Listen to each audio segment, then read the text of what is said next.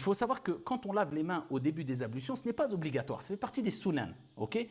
Moi, je parle de ce membre qui est obligatoire, qui est concerné par l'obligation qui fait partie de l'fara'id, si on veut.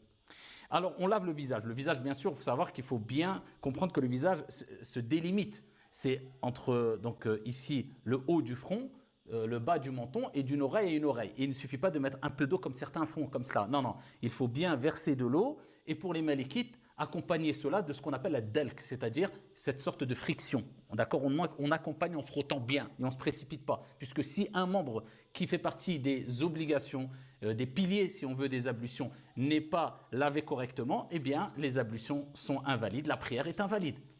Donc ensuite, Allah nous parle ici des mains à laver. Là, ça devient obligatoire.